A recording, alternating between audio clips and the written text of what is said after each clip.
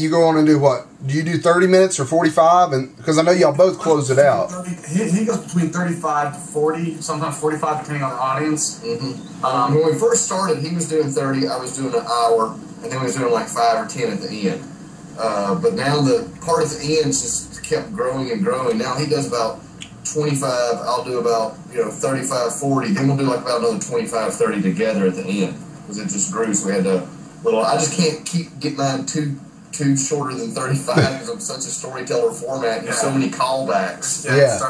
You're cutting out too much. You're racing through jokes. So it's like at this point we've kind of limited it down. That's about as short as we can go on single material. Yeah. Now, whenever being heckled, what do you think antagonizes it more?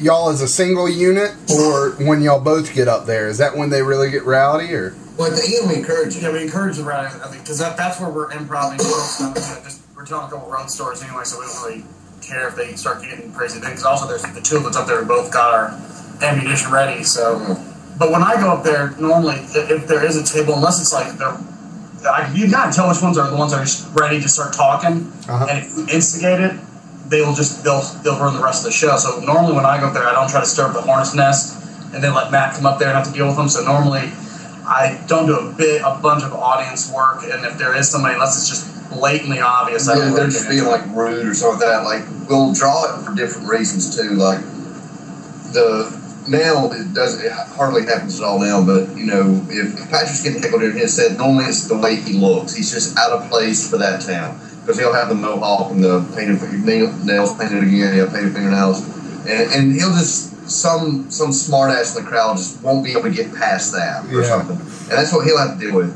My problem, on the other hand, when you go to these small towns, is they've been drinking for so long that they're hammered by the time I get there. I've encouraged the drink, and shots are coming up. The next thing you know, he's like about 15 minutes into his show, he realizes everyone's completely trashed, and they're like, "Oh, he talks."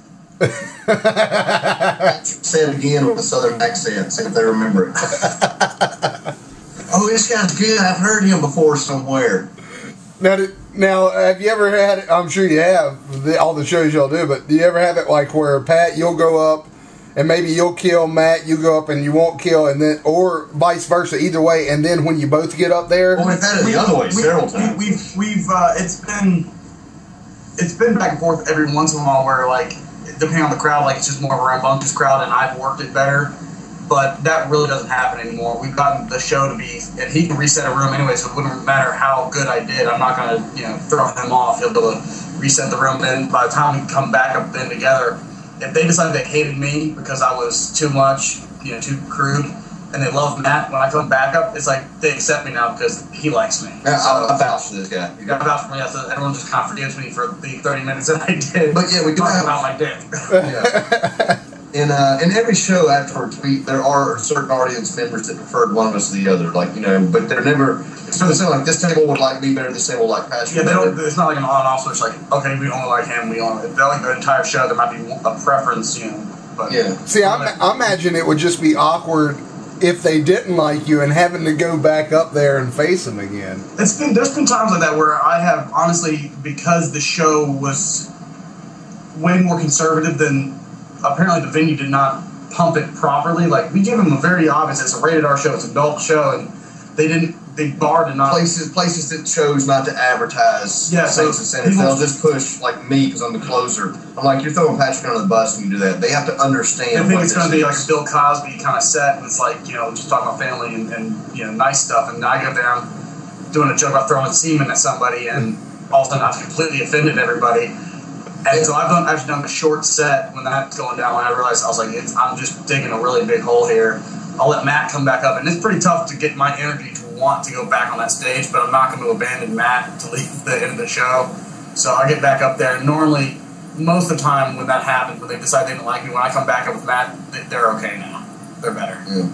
But yeah, if he's not pushed, that because you'll have some, because we send out the promo, we send out the posters. Everything like that. We have a good description of our show on there. But some places like, well, I don't know if this will draw in the people that I want to have here. So let me just advertise that. They'll just take one line out of mine, family friendly. You know, this is a family show, and I'm not family friendly. I do family material. There's a difference. I do material about my family. He talks about his family, but it doesn't necessarily mean clean. Because even some of those jokes and stories he talks about his kids and wife. Like, he has a sexual joke he talks about meeting his wife, and it's just like I wouldn't do it in front of an 8-year-old, but they kind of make it sound like that's what they'll just pick what they want to get the people in there, and then get mad at the response like you didn't advertise it properly. You didn't. We sent you the poster saying this is what the show's going to be. It's Patrick's get up there going. His entire material is from his perspective, and the single guy. Rock star, I just talk about drinking and sex, really, and that's it. So. And then I'll get up there and I'll talk about my stuff, family and the southern stuff, and then boom, at the end, we're both up there together. Like, if you let people know that, no one is kind of shocked by what Patrick does up front. We've heard everything from there's no way you can put the dirty guy up front to no one won't, the two of y'all couldn't work that type of thing because we never had two people on the stage before. It's like, trust us, we've done this in like all the country, and there's some agencies that really get behind us, really do it well, and we've enjoyed working with those. Yeah, we've had a couple of agencies that we don't get what you're all trying to do, and normally that's the old school agencies that are just not really open to a new idea. They want you to wear a suit, tie. They want you to be Jerry Seinfeld, and we're just not. We're not New York comics. Oh, you gotta have a setup punch. You need to have a punchline at least twice a minute. I'm telling a story here, man. I got like a funny thing. No, you need a punchline, and you need to say something. Let them know the punchline's coming. I'm like, okay, no, thank you, Larry Silver. Yeah, they want you to be formulaic when it comes to telling jokes. Comedy does follow a formula. We don't.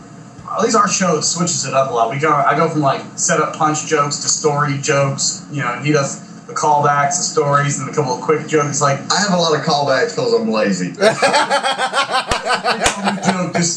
right. I'm just going to take this first joke and get as many laughs and put it in the freezer for 20, 30 minutes. There it is again. That's what kills me. He'll do an hour-long show sometimes, and he'll open his opening joke is his closing joke. So his opening joke, he has to do a callback an hour later.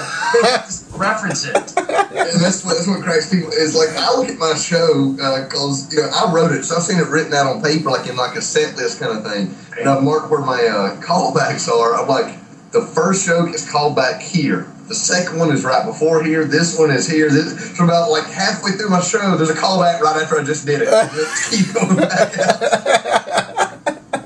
That's fun. Like Memento.